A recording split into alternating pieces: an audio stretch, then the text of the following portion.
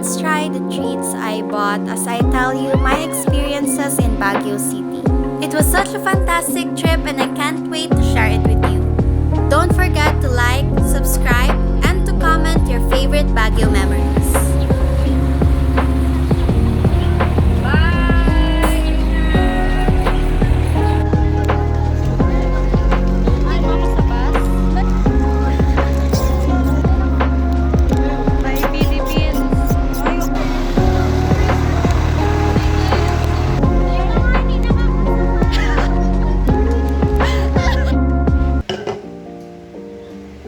Okay, so madami akong nabili.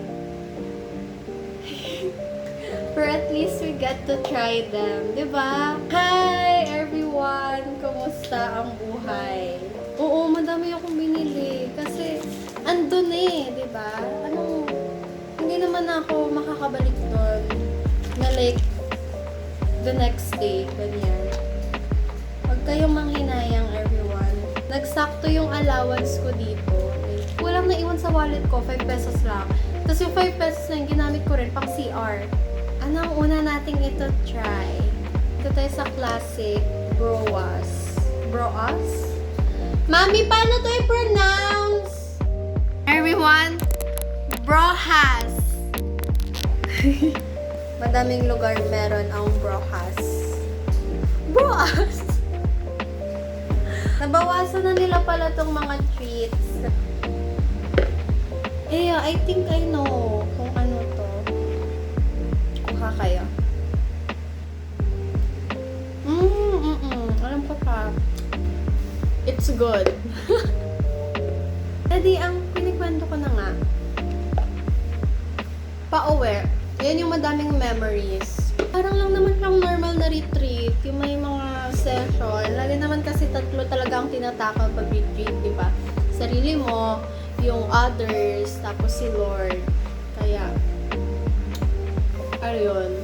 Tapos, sa pinaka-last day, nandiyan na yung iyakan, yung like sa sa friends and sa parents. Ang favorite ko talaga, yung dala kong Bible. Kasi every morning, kami ng friends ko and ni ma'am, pupunta kami sa labas. Dun sa lake, may parang nakikita mo talaga yung buong city, tapos may mga mountains doon. Ayun, nandun syempre 4 a.m. so malamig. Kasi makikita mo doon yung sunrise. Pero nagtago sa amin yung sun. Umusog yung sun medyo doon.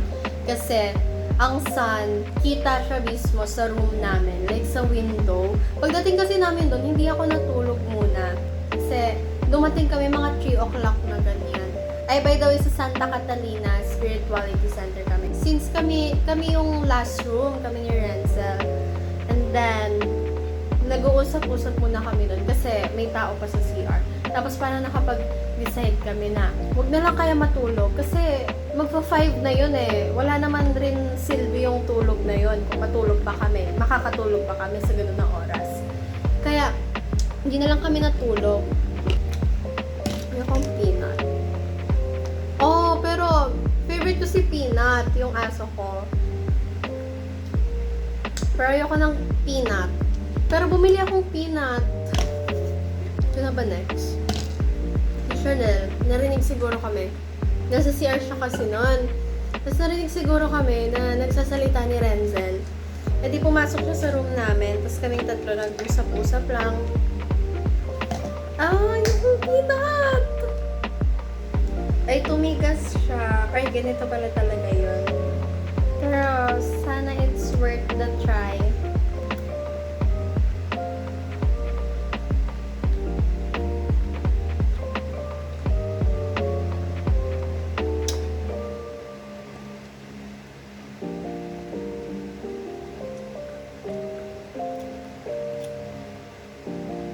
It's not that bad.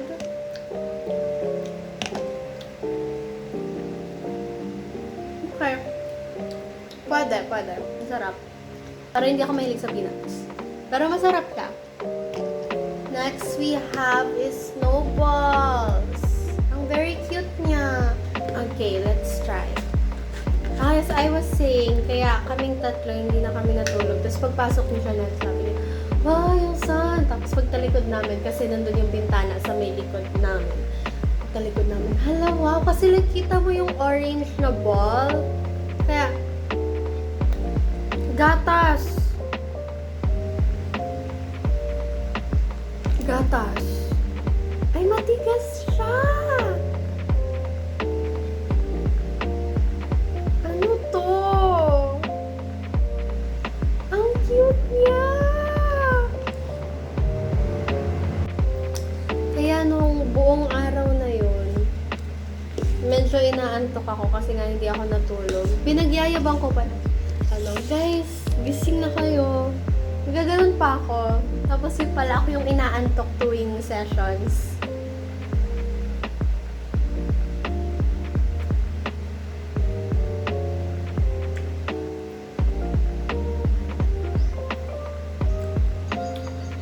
Girl, ayoko. Ang ko to trip. Mas pipiliin ko pa tong peanuts kesa dito sa snowballs. Sa araw na yan, apat lang kami. Nagising kami, patapos na ang 4 a.m. Nagbandali kami palabas. Tapos nakalock pa yung like main door. Bukas na daw dun sa isang door. Nung na-open siya, may narinig kaming like tunog sa likod. E di sabay-sabay kami tumingin sa likod. Tapos wala naman pala tao. Kaya inaya naman namin kung sino yung mga gusto. Yung iba naman kasi tamad. Kasi nga, 4 a.m. yon. Pero actually, change namin yon into 2 a.m. 2 a.m. daw gigising para bumaba. Pero, dahil wala kaming mga phones, edi wala kaming alarm clock. Kaya ang nangyari, naghihiram na lang ako yung mga relo, yung nagbi-beep tuwing saktong 2 o'clock, saktong 3 o'clock, ganyan. Ang problema, maliit lang yung beep niya.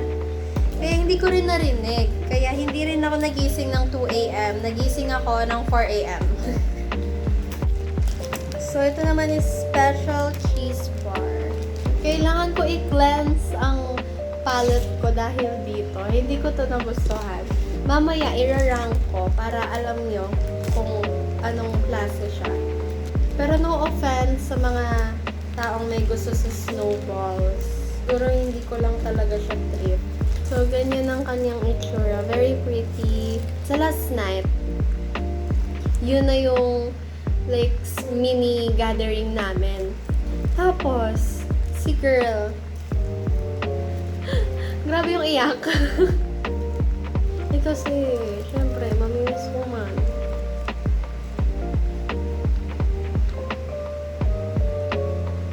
Kung irarank natin yung mga na-try ko na, ito ang sa first. Basta masarap to. Recommended ko talaga to. Actually, nabili ko pala to lahat sa isang store lang sa Burnham Park. Una kasi naming pinuntahan is yung Stone Kingdom, yung Burnham next, tapos sa Gulayan na color green. Linibre sa akin ni Father Lino, hello po. Thank you po so much sa paglibre sa akin. Hi everyone, long time no see. Huwag niyong intindihin ang magakong mata.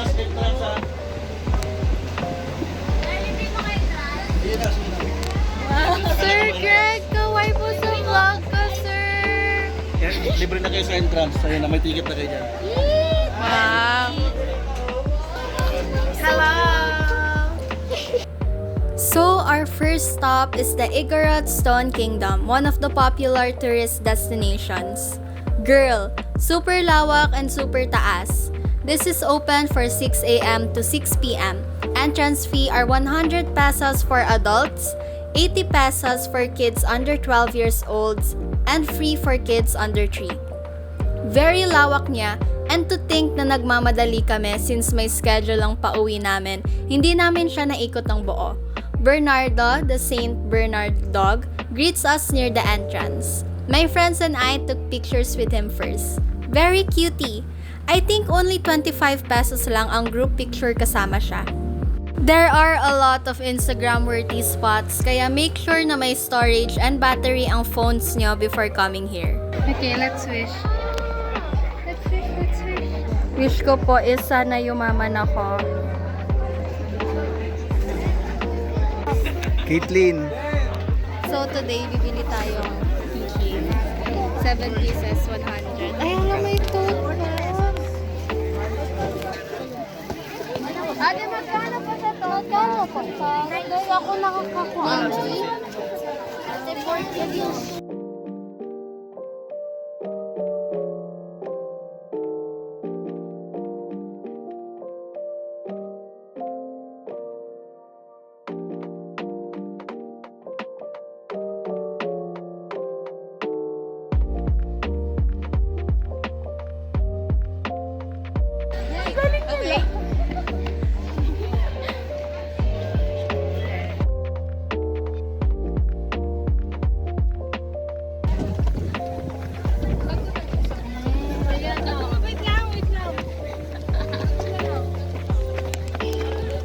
Ang daming nangyayari.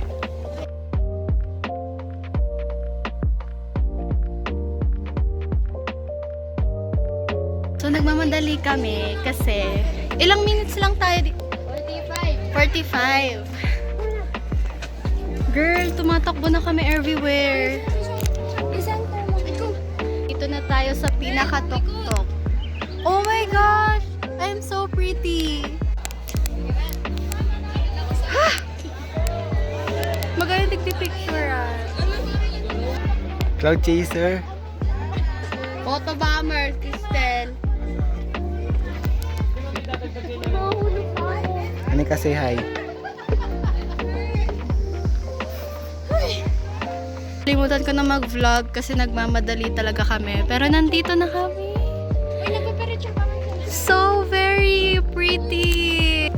May nahanap kaming strawberry na hat. Babalik na kami sa bus. Uy, tayo na lang hinihintay.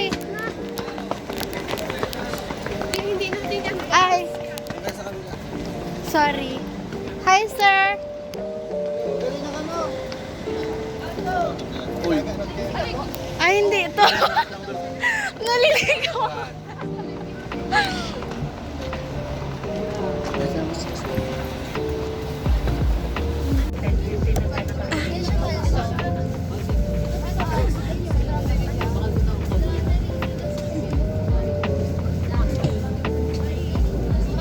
So, aalis na kami sa Stone Kingdom. And, Ma'am, ano po ma'am ang next stop? so, ayun na nga, pupunta kami sa Burnham Park. Hindi ako nakabiling treats kanina kasi madaming tao sa pila. Kaya sana sa next stop may mga treats doon na makabili ako. Ang gusto kong next na i-upload is trying Baguio treats.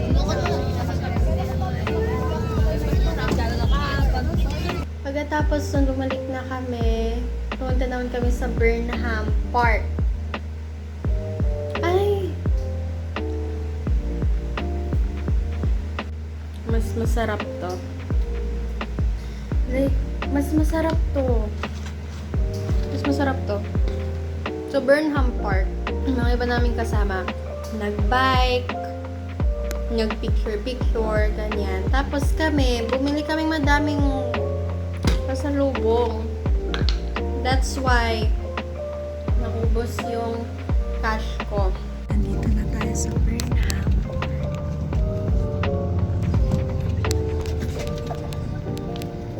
Ayan na, nasa Burnham na tayo.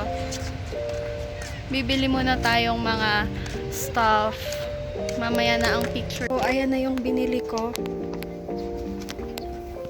Girl, naubos pera ko as in. Sakto, be, 1,675. Sakto pati yung pera ko. Like, parang meant to be. Gcash. Adi after ng Burnham Park, pumunta na kami sa Gulayan. Wala na akong pera nun, so wala akong nabili.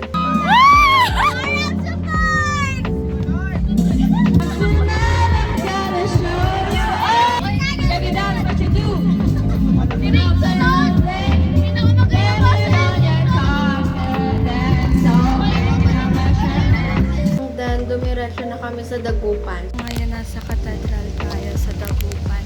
Say hello, guys! Si Krista lang nag-hi.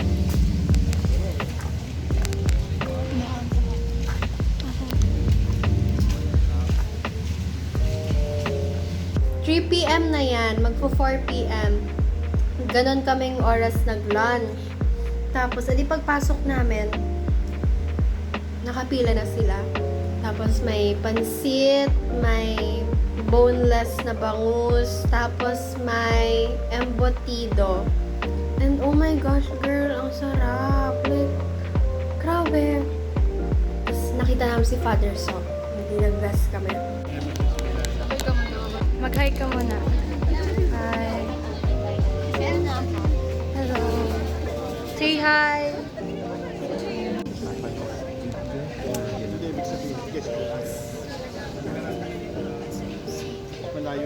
Hi. Sa vlog ko po. A vlog. Opo.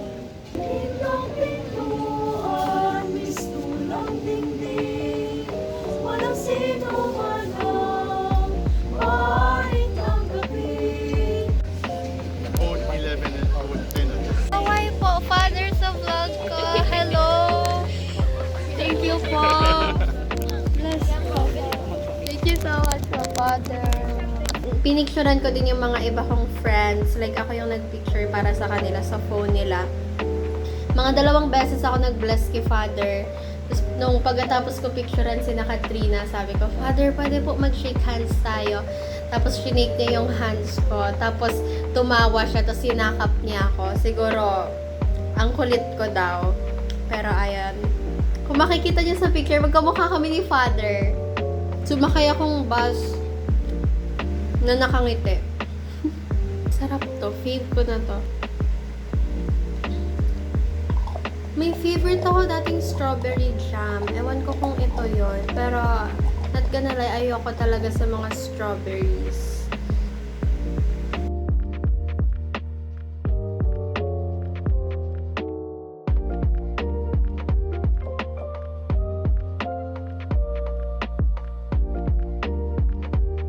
Masarap siya. Ito ang breakfast ko bukas. Ang tamis.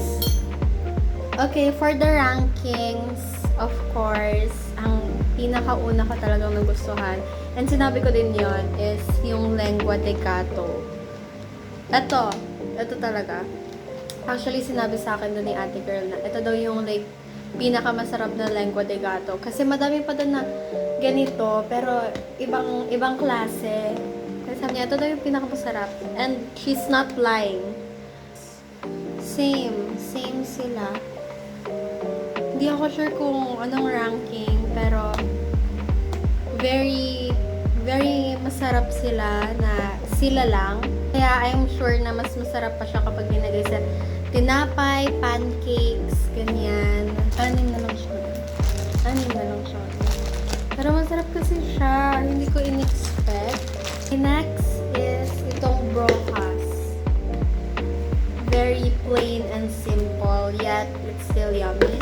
Lengua de gato na to na color green. Kung snowballs ba or peanuts? Peanut brittle or snowballs?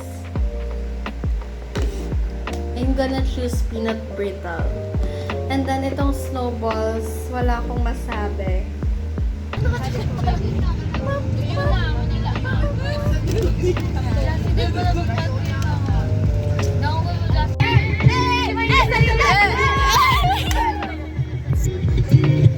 Hop on the plane at LA Podcast. Welcome to the land of famous fast. That's all. Thank you so much. Don't forget to like, share, and subscribe. Bye!